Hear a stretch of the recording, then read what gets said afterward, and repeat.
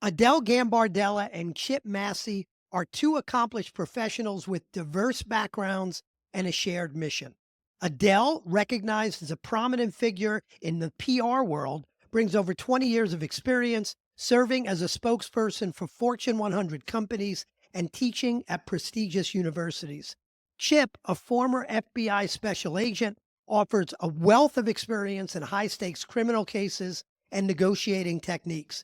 Together as co founders of the Convincing Company, they bridge the worlds of PR and crisis negotiation, providing global consulting and training services to a wide range of clients from tech startups to Fortune 500 companies. Adele and Chip, welcome to the show. Oh, Thank pleasure is Really you. mine. excited about this. We're going to talk about all things convincing and persuasion, and maybe even a little hostage negotiation thrown in there. We'll see. But, the first question I always like to ask, and maybe Adele, you can answer first, and then Chip, is from your experience, what do you believe, Adele, is the one most important characteristic of a great leadership team?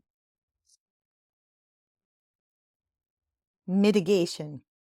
I think mitigation is one of the most important parts of a leadership team because if people feel like when they fail, they will be punished, or they can't try something new, or they can't maybe disagree. I think if you don't allow them that mitigation to do that, then I think your leadership team So, falls so apart dig pretty one level quickly. deeper on that. When you say mitigation, how do you define mitigation? I would define it as giving people an opportunity to save face when they've made a mistake and or that they just maybe get something wrong.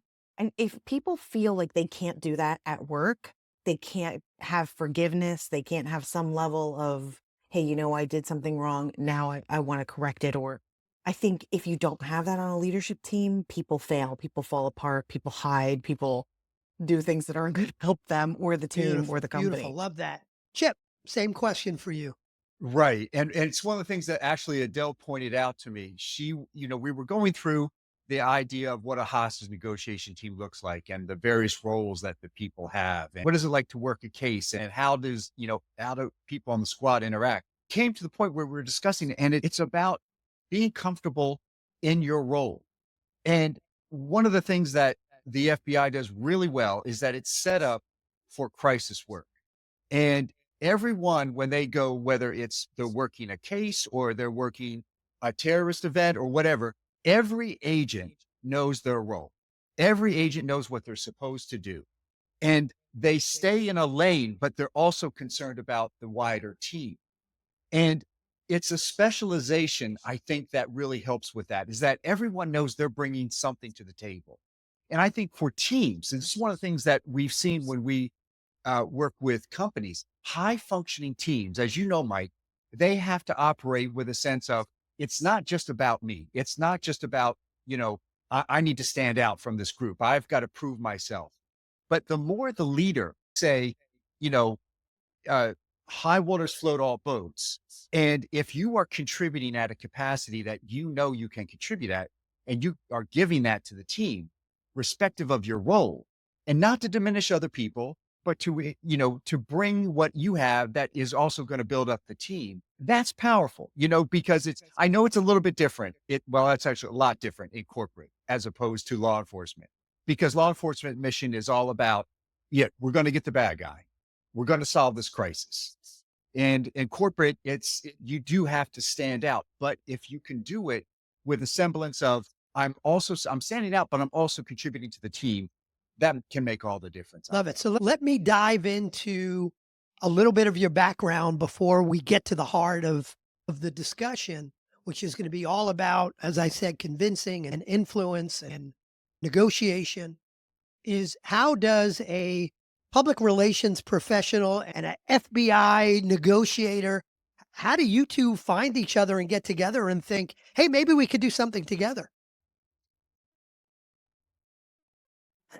Well, I had my own agency for about 15 years before I met Chip, and I was an entrepreneur. I had been in both journalism and public relations for a long time in some pretty high profile places. And I kind of got burned out. I had a staff of 15. I just was sick of managing people. And I'm like, what? I just kind of want to go out on my own and figure out my next path, my next approach to doing business. I go out to an entrepreneurial dinner and we're all like introducing ourselves. And Chip introduced himself and I'm like, I'm like, that's pretty cool. I was like, that would be a very cool melding of my crisis management work because sometimes executives are so I know what they should do. They know what they should do, but I can't get them to do what I want them to do to solve a crisis. And I'm like, but a hostage negotiator, I was like, he could probably do that. I was like, so I walk up to him and I was like, Chip, I was like, I think it'd be very interesting for us to talk about maybe potentially working together. I think there could be a lot of similarities in how we approach things, but differences. And I'd love to talk to you and see if there's some synergy there. And there was. And yeah, and I'll let Chip tell the rest. Yeah. So after that, we're talking and Adele is asking me question after question about, how the FBI worked, how the hostage negotiated, the techniques and tactics that you used, what was it like investigating cases? What did you do? That kind of thing. And after a period of time, this is like, 5 years ago, August. So yeah. And she says, okay, I think we have enough now. I said, great. She said, yeah, this is something that business needs. I can see this clearly. So we're going to do a masterclass. I'm like, okay. And she goes, we're going to do it in 3 months. Okay. And she goes, we're going to have it in New York City. All right. So, my governmental, self FBI guy thinking, no, I've got to dot all the I's, cross all the T's. I got to plan this. I got to see it on the paper. Adele is like, she sees it immediately and she moves. And that's what we did. 3 months later to the date, we put on a masterclass, NYC. And we sold out. And we Yeah, sold, she sold I it will out. say that. She's also, it's not a bad move to have a marketing PR professional with you on the team. And then she did it again in DC, same thing. And then COVID hit. So the in-person events were out. But I love it. And so I think you just told me everything I need to know about convincing is you just tell people this is what we're doing. And it's like, oh, okay. That's pretty much what it is. Well, thank you very much. It's been a great show. So the company is the convincing company. The book is Convince Me, right? Is that the name of it? Yeah, Convince Me. There you go. Yep. It's the name of the There book. it is. So go buy the book. It'll be in the show notes. But so that word convincing is pretty important. Why is it important? Certainly we'll take the standpoint of not hostage negotiation, but leadership. And maybe sometimes leadership is very similar. Sometimes it certainly feels like a hostage negotiation. But why is it important for a leader to be so good at convincing, right? Leader of a team could say, hey, kind of like you did, Adele, here's what we're doing. And just say, here it is, here's what we're doing. Some feel like they can dictate, some can dictate at certain points. Why is the skill of convincing so important? Well, I do want to say, I actually think I did use some of the principles that we talked about in our book when I was talking to Chip when we first started working together, because I think what I did was I used my journalism background, right? Like I have a journalism background. So I went and I said, what about what you did connects? Like I was so interested in what he did, what he was doing. I was listening intently. I was taking notes. I was really paying attention. I was seeing what the connects were. And then I was like, well, I know that this is something you want to do and something that could be really unique to the market. Let's test it out. Let's check it out. I mean, so I think there are a lot of principles in convincing that we talk about in the book that I implemented right there. But Chip, do you want to talk about why it's not a hostage negotiation? Because I think that's a great answer. Right. And this is, I think, one of the important caveats that we always say when we're talking to groups is that the idea here is that as a hostage negotiator, I never negotiated with anyone. That wasn't my job. My job was to convince that guy that has a gun to somebody's head to value what I value. So it was never going to be, all right, you got 7 in there. Tell you what, kill 3, give me back 4, call it a day. That wasn't going to be an option. There was never going to be give and take. They want $20 million and a jet. Well, they're not going to get $20 million in a jet. We know that, but we need to work down from there. We need to change the narratives. He's got to start seeing the world in a more correct fashion right now because he's escalated. He's, dealing with a lot of different things. He's in crisis mode, but I've got to take my time with him and move him down. So from what he wants and what he thinks the world is to where it actually is, and realizing that I am the conduit for him getting out of there safely today. So eventually he's going to change what he values from, the escape route and the $1 million, the $20 million to can I get out of here with my life? And that's where it eventually changes. So convincing as opposed to negotiating, really, we use it, in the incorrect way. Most of what we do day in and day out is all about convincing somebody else of what we think is important. And if you think about it, right? Like if you think about it, Mike, like one of the things that Chip just explained is the same thing that we have in the book called the convincing continuum, right? And essentially what the convincing continuum is you are unfreezing people's cognitive biases they have coming in when you make a point, right? Let's say you want people to do something at your company. You desperately want them to do it because you know it's going to help your company grow. You're going to help revenue. You're going to help your team, morale, whatever. You start out with your strongest point because that's where we're all taught. We're all taught to start out with our strongest point and get the team ready and make them do it. Like that's what we're taught how to do. And actually 40 years of influence research, convincing research shows us that if you start with your strongest point first, all you do is make people go, I'm going to dig my heels in. And actually what's unfolding right now in the political sphere, regardless of what your politics are, is a really interesting demonstration of this. Let me explain. When Biden was going up against Trump, his whole push was January 6th is like the downfall of democracy, right? And if you're on the Trump side, or if you're anywhere in the middle, you go, ooh, that's a pretty extreme perspective. I'm going to dig my heels in. I don't want to believe that Trump is about the downfall of democracy. I'm going to dig my heels in further, right? That doesn't work. Instead, what Kamala Harris's team is doing is fascinating and actually falls right into what we talked about. When her team says, it's weird. Trump's weird. And regardless of where you fall on the spectrum, regardless if you like him, if you don't like him, we can all agree he's a little weird. So instead of starting with your strongest point first, you start with a point of agreement.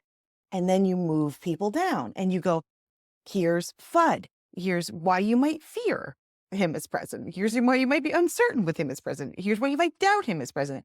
Whatever side you're on, you could use the same technique. But the point is you got to start with your point of agreement and you move people down a continuum. And then you have to have the discipline. And this is what Chip did as a hostage negotiator. At some point, he's got to move people down. And Chip, tell me if I'm right about this, because I'm guessing. But you have to move people down. You got to get them to value what you value. And then at some point, you got to go, I'm hoping, we hope you're going to do the right thing. And then where you have to stop. You have to stop the negotiations. You have to stop the convincing. You have to stop whatever. And it's the same is true in business. You have to stop at some point and allow people to change their own minds. And that can be very hard for leaders, especially type A So I want ones. to take a couple of scenarios to step it through and get very specific and tactical. So a leader listening to this could look and go, here are the steps I need to take. And the two different scenarios that I want to run by you is one is more of a one-on-one scenario, a leader that Okay. may need to have a difficult discussion with someone on their team, one of their direct reports. And that difficult discussion could be about their performance. That difficult discussion could be about changing their strategy to get something done. But we've got a one-on-one difficult discussion. And then the second scenario is more of a one-to-many scenario, is again, I am a leader of an organization. I might be a CEO. I might be the head of sales, but I need to communicate a new vision and set of strategies to a team to get them to buy in and feel, as strongly as I do about making this happen. And maybe let's start with one-on-one first. So I'm a leader that needs to have a difficult discussion with a colleague or with a direct report where we are, we're kind of mashing up against each other and not getting along or not agreeing. How would we take your concepts and approach that difficult discussion? I think one of the things we realized really quickly was that Adele is very adept at the one to many, and that's how where she spent a lot of her world. Mine was more in the one to one. So let me take the one to one, and it all begins, Mike, with our principle called forensic listening. And forensic listening is kind of the umbrella of our entire book. The idea here is that it is the art and science of analyzing a conversation after it's happened. So, what we're talking about here is to observe somebody, interact with them, and pay attention into four areas. Those four areas are the emotion that's being presented. The second is the themes that are being developed. The third is their body positioning, how they are moving and interacting towards you and in the world around them. And the fourth is the voice. That's their pitch, tone, and cadence. Now, to quickly unpack each one. So, for the emotion, you're talking to this person, you're observing them, seeing where their excitement goes, and where they seem to plateau and go down on, and where they're not as excited. On what theme are they talking about? What is the thing that they're repeating more than once? If they're repeating something more than once, it's important to them. So you've got to make note of that and pay attention. And for their body movement, we differentiate that from body language. So body movement is actually watching that person and seeing how they are interacting when they are talking, you are talking about different ideas and concepts. Where, sometimes people will lean in and, or sometimes you see the head swivel and they're looking away. All these are indicators. And at what points are they doing these specific things? And the fourth, the voice. Where do you hear their voice pick up and they're, more rapid in their speech? And where is it that they're going down? And where does their energy seem to ebb? You combine all those things as you are, let's say, like you framed out, Mike, you're the one that needs to have this tough conversation. So you have an idea about what this person is about, where they get excited and where they don't. Now, the next thing we want to ask is for the idea here is the unstated narrative. The unstated narrative is the holdback. The unstated narrative is that disconnect between what that person believes and thinks about you versus what they'll tell you to your face. Now, a leader's job is to get as close to that unstated narrative in that person's head as they can. Not that they will get it 100%, but that they get close. So a good leader will have already observed their direct for, many months, right? This is not coming out of the blue. This is either, a quarterly or an annual review. So you already have a good amount of baseline material to work with. Next is going to be when you're having that one-to-one is that you are going to key in on those things that were important to that person that they knew were KPIs. And where was it that they fell off and have a dialogue about it? The idea here is that it's not defensive. You've got to create the same kind of atmosphere as I did as a hostage negotiator. And that is there's no judgment right now. I just want to hear what you think the performance level is. Let's take a look at our KPIs and let's go down this list.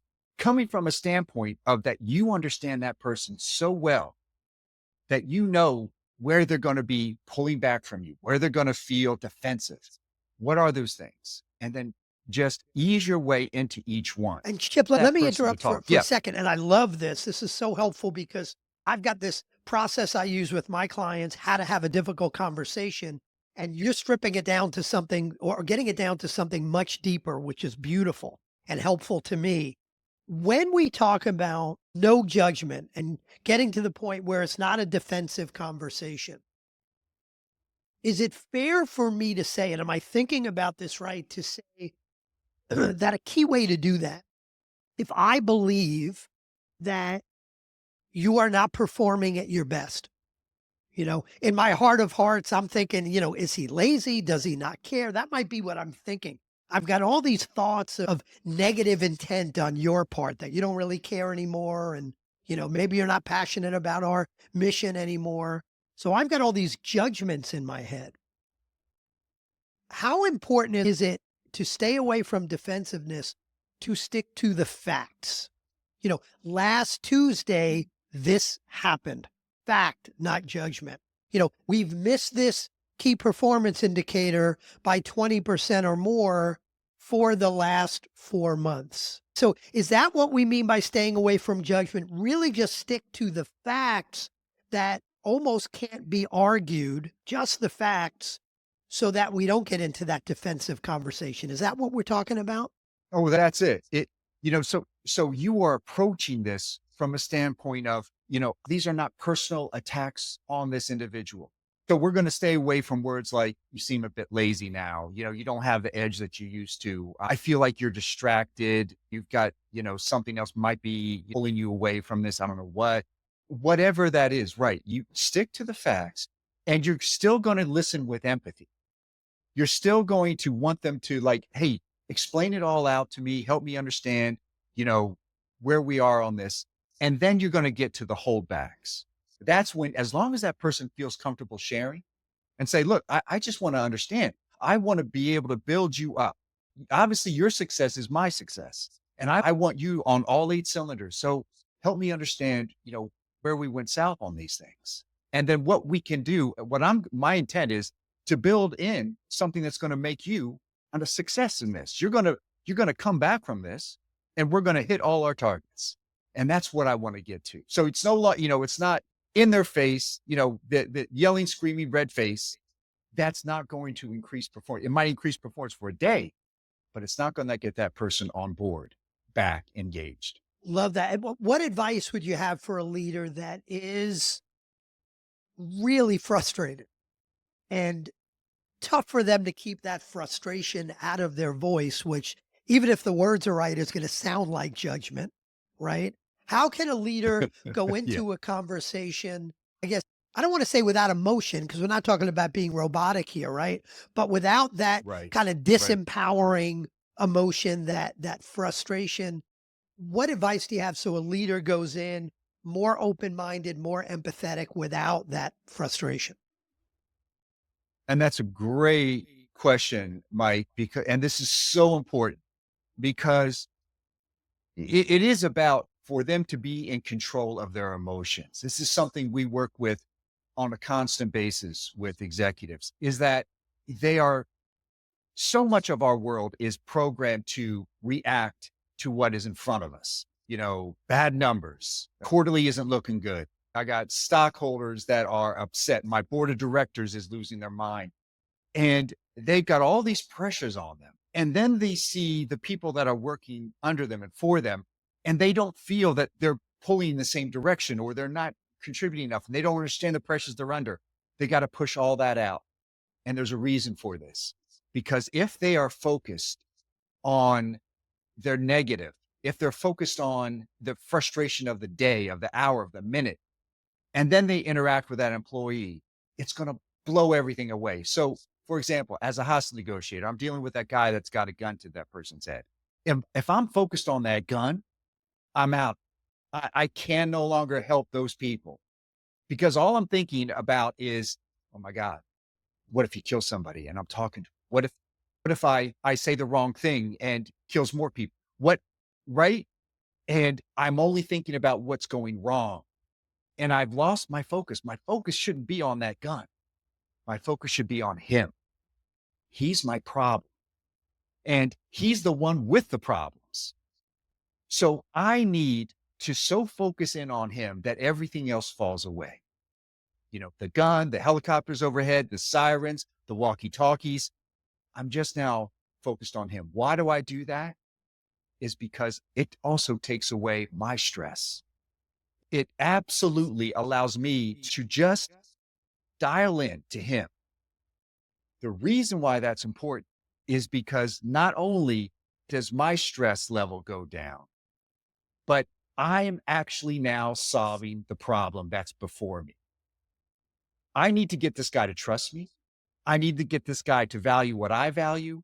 And when I focus in on him, he hears me with a non-judgmental, empathetic voice that is trying to connect to his world. So is with a leader. If you come in and you're at a 10, your hair's on fire and you're screaming or you're just about to burst, this is not the time to have that conversation. So is it fair for So, me? Is it fair for me, Chip, to add focus on the person, not on the gun or not on the KPI or not that your business is on fire? Focus on the person. And I'm going to add something, and you tell me if this is the way I should be thinking about it, or we should be thinking about it, is focus on the person as a person that is just trying to do the best they can. Right. So I focus on the person. I could easily focus on what an ass I think they are, or what a pain in the neck they're being. I'm focused on the person, but probably not in an effective way.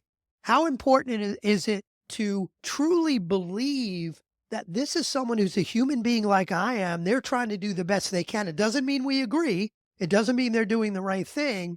How important is it to truly believe that they're trying to do the best they can? that is so important, right? Because otherwise, why are they there? Why are they there working for you? Why do you allow them in that workplace? So you have to, if you're coming at it from a standpoint like, this guy was a performer, was hitting all the KPIs, all our sales targets, whatever their position was, but something's happened, something's changed. And that's one of the things that we need to ask is what's the same and what's changed? Now, you might not know the backstory of this guy that he's now has to care for his mother who has advanced Alzheimer's. And so he's like not getting the sleep he needs. He's trying to work out, day-to-day care by the hour. He's trying to get other relatives to help out. Well, whatever his issue is, there's a reason behind what's happened. If it's just hey, I need a good wake-up call. Okay, this is that wake-up call. This is like, you missed your numbers. Here's what we're going to build in to ensure that, you get there. Tell me what you need. And next performance appraisal, we're going to see you hit it.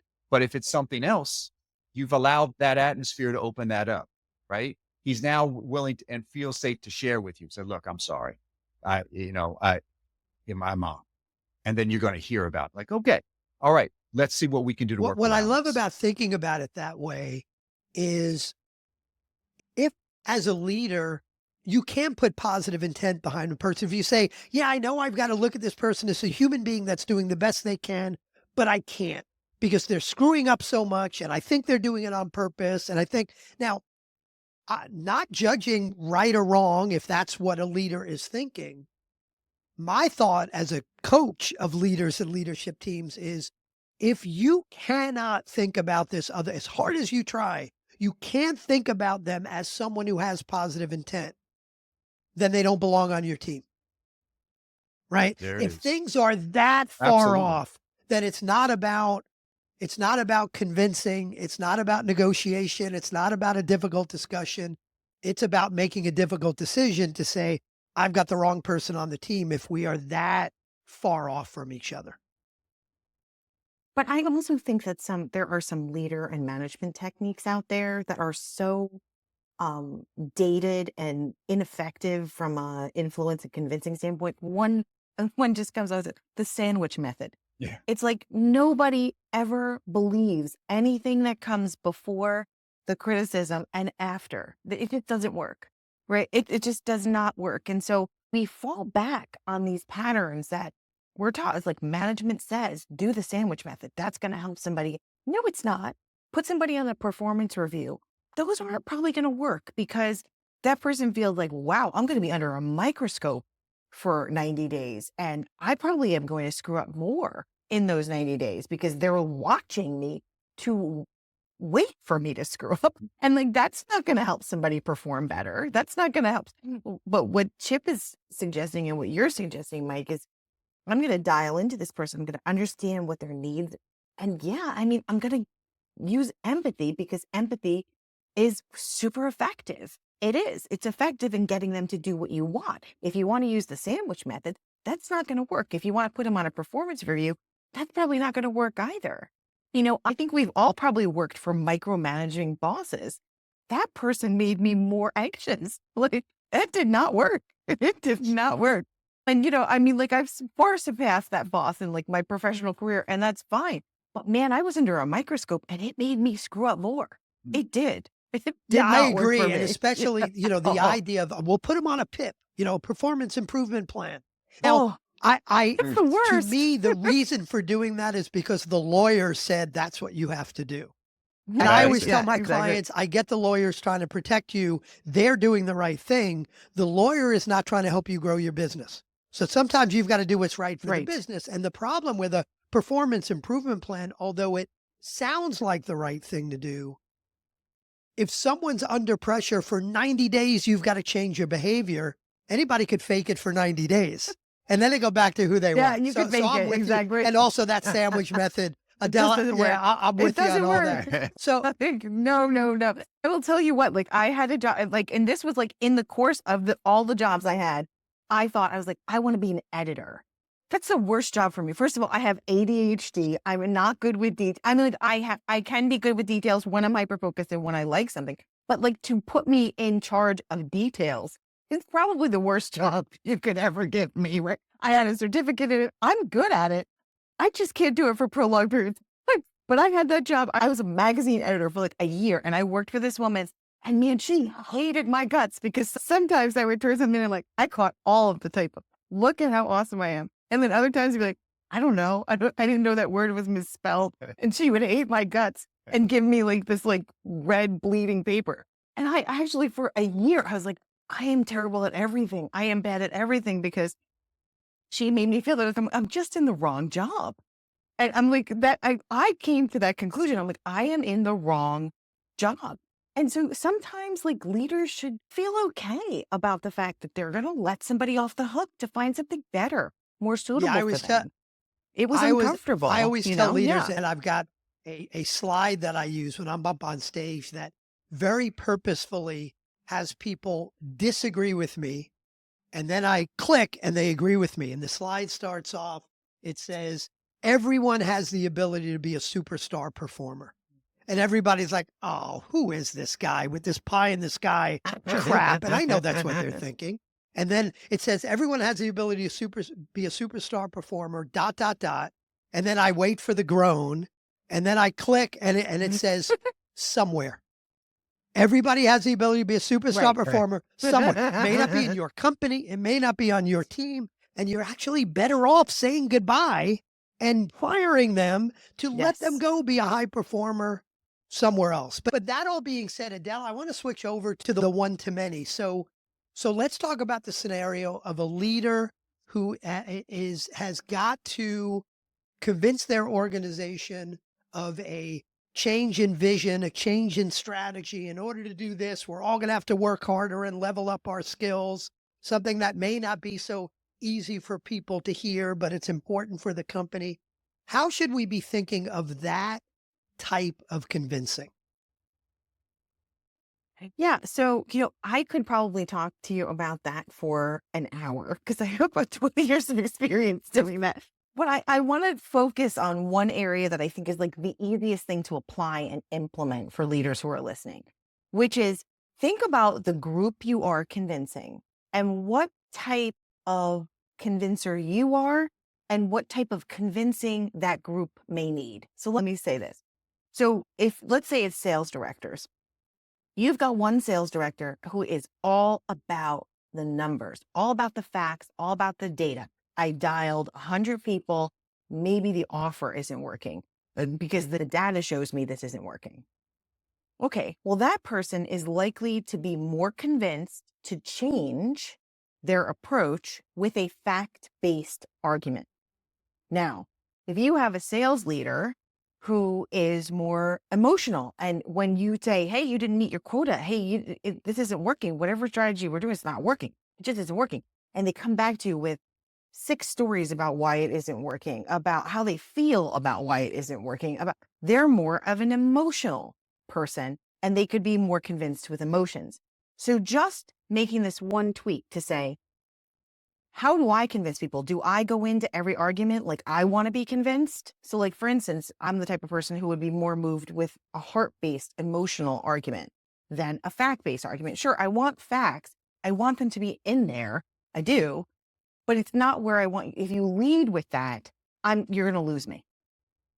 So when you think about concert convincing or like convincing large groups of people, think about what their preferences are. Are your sales directors mostly fact-based people? Come at them initially with a fact-based argument about why a change is necessary. If your whole sales team are more emotional, story-driven, what the customer needs, wants, desires are, go after them with a emotional argument. It's going to help you get them to where they need to be. The reality is if you're if you're trying to convince, influence 3 or 4 people, you may say, "Hey, these 3 are like this and the 4th is a little different.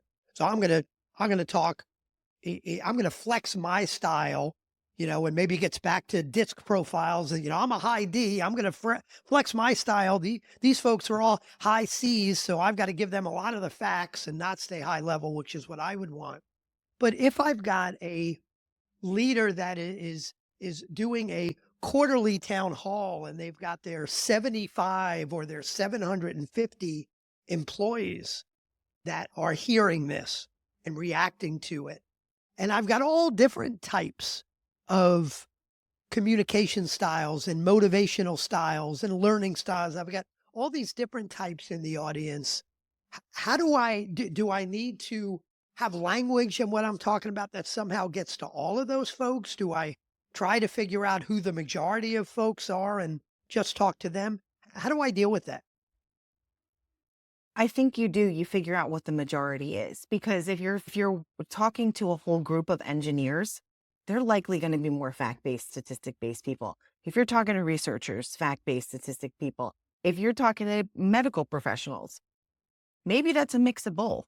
So you have to adjust and adapt your style. And the best, most convincing people in the world recognize what the majority is, start their argument with the majority, and then also offer things for everyone else in the room. But once you get to sync the larger group with what you have to say and what you believe, then everybody else is going to follow suit. It's just human nature. But you have to sync to the majority of the people who are in your company.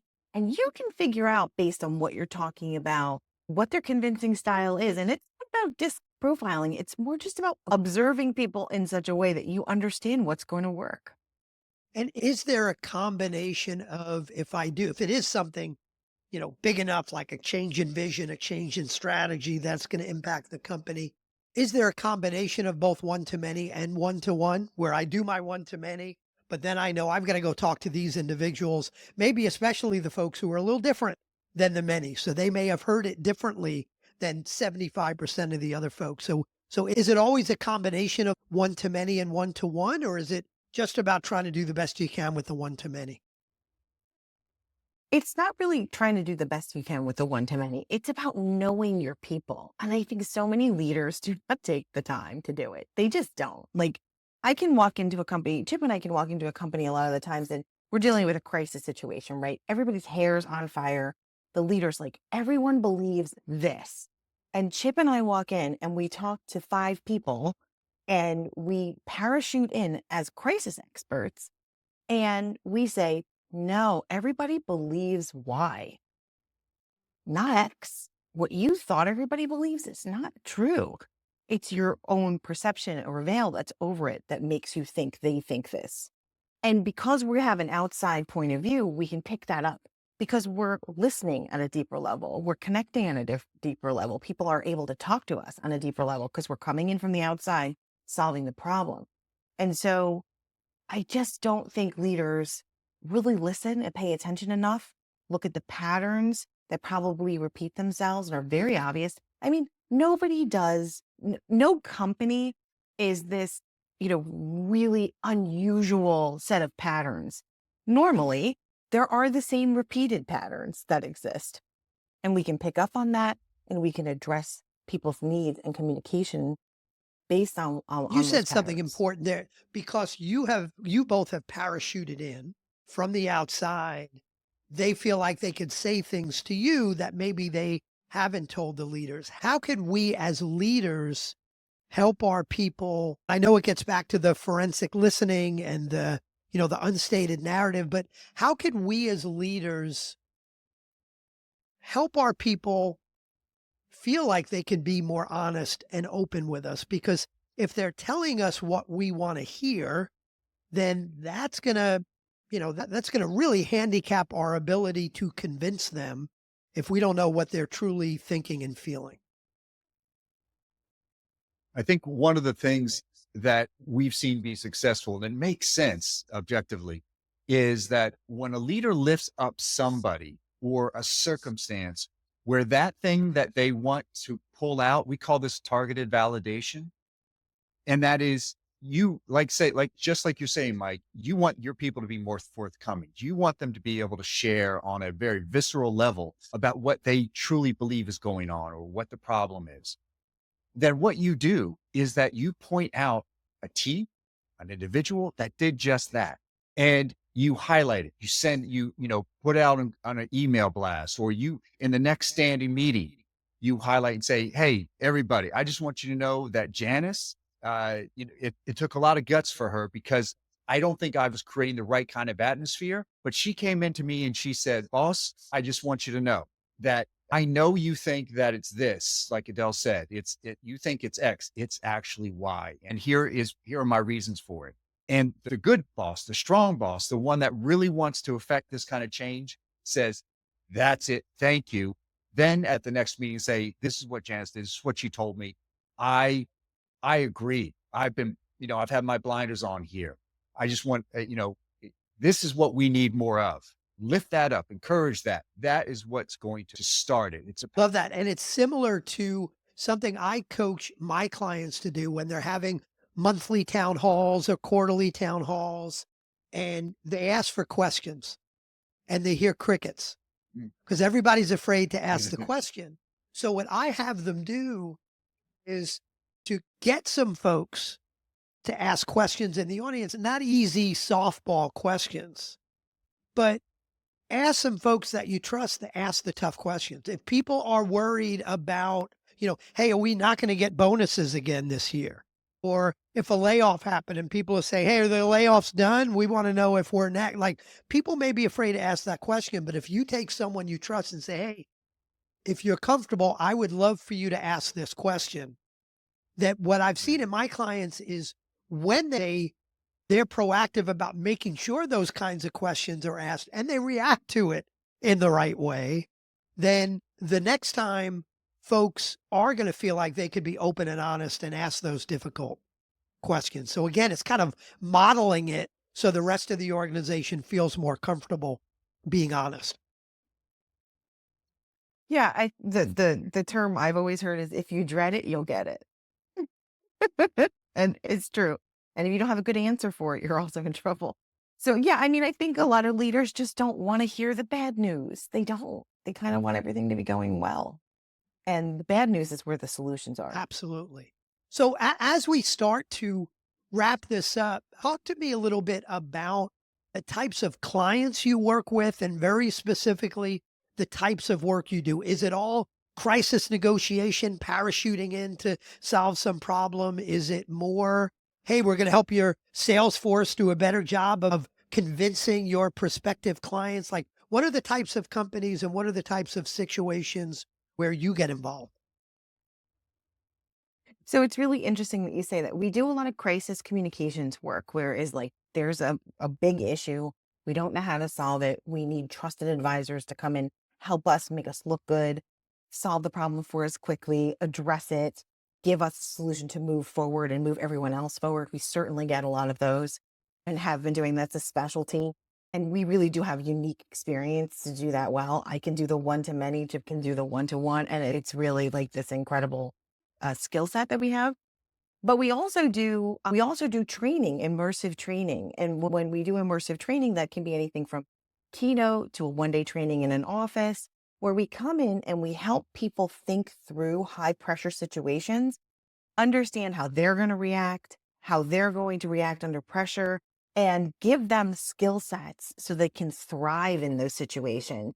And they understand how everyone in their team will react in high stress situations. And surprisingly, people never ever get the right, most calm person in their team. They always think it's someone else. And like this other person just emerges as a leader when they go through this training, which is super fun for us. And we use Chip's hostage negotiation background. We take them through a hostage negotiation simulation. We do some very cool things. We get people to read other people, to interview them, interrogate them, but use all the same skill sets and then apply it to business. So a lot of Chip's I FBI love that. I background can and apply imagine it. telling the team. So by the way, good news. Tomorrow, somebody's coming in to interrogate all of you. Oh, good. I can't wait. Not quite that worded like Well, that, you're but yeah. Training's you're so good. It's you're there better you at go. Yeah, convincing than yeah. I am. I'd say he's coming in to interrogate you, and you're gonna love it. God damn it! It's so important because I love I it. can remember when COVID happened and the lockdown happened, and everybody was like, "Oh my God, am I gonna have a business tomorrow or next week or next month?" It was dealing with that crisis.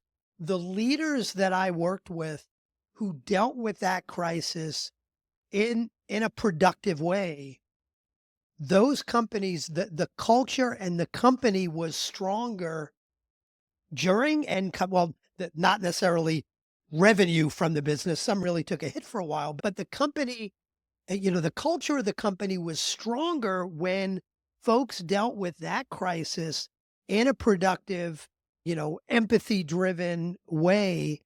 And the ones that didn't, even if they were viewed as great leaders before the crisis, if they didn't act the right way when that crisis happened through the crisis, it really impacted the culture so quickly in such a negative way. So dealing with those crises are so important. So if someone wants to find out more about you or your book, and all this stuff will be in the show notes, but if people want to find out more about you, your training, your book, keynotes, where's the best place or places for them to go? We just launched a website called trainingsogood.com. And we'd love for people to go to that. And it features our online courses, our live events, our various ways at which you can book us to come speak. And it's called trainingsogood.com. You can also go to our website, convincingcompany.com.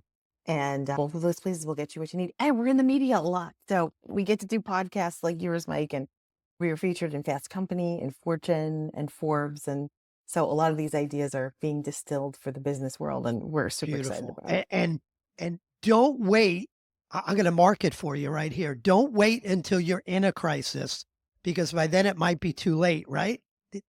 Look at this stuff now. Well, it's more Yeah, expensive.